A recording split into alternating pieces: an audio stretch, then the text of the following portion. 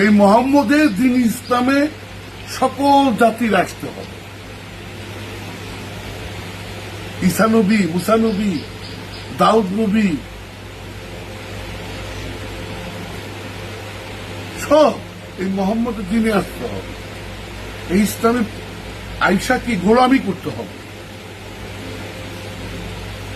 এখন যারা বুঝা তারা ঠিকই তো মোহাম্মদের অনুসারীর কাছে আসতে। দেওগা খাজা বাবা দরবারে কোন জাত বেজাত নাই, সকল জাতের ধর্মের লোক যাচ্ছে। বড় পীর সাহেবের রওজা যা দেখো, সকল জাতের ধর্মের লোক যাচ্ছে। মাওলানা জালালউদ্দিন রুমির তুরস্কে যে মাজার, এমন কোন জাত নাই তার এখানে গিয়া যাচ্ছে না। কেন যাচ্ছে? এদের কোন জাত নাই। আর যার জাত থাকে তুই তো ভকিনি না, তুই তো পীর দূরের কথা, ভকিনি না।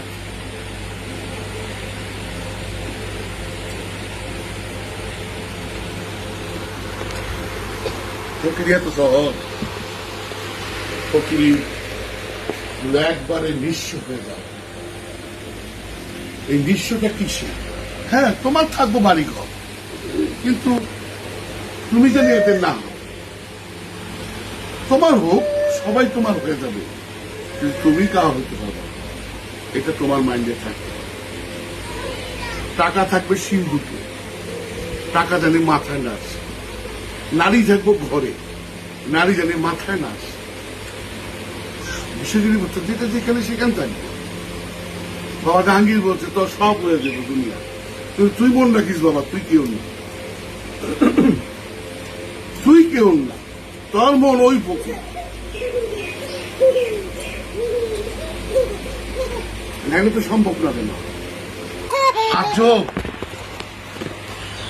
10 জনের জন্য প্রেম করে, ওই প্রেম না।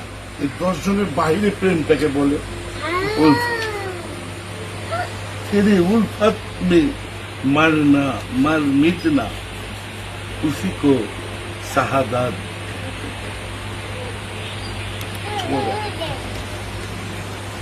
আজব থাকলে নাই নাই আছে আছে হয় না। আর ওই প্রেমটা যে হৃদয়ের থেকে আসে।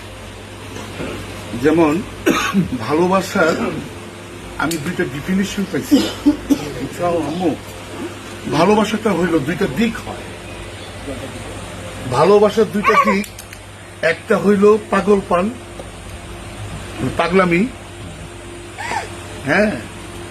আরেকটা হইল ভালোবাসার দিক ইমান। পাগলামি করে না পাগলরা, একদম মাদ ভালোবাসা। এই হইল একটা দিক। আরেকটা দিক সেটা হইল ইমান। যেটা ফরড, ঝুট, এগুলির কোনো কাজ নেই। ভালোবাসার দিকই দিক, হয় পাগলামি আর না ইমানদারি।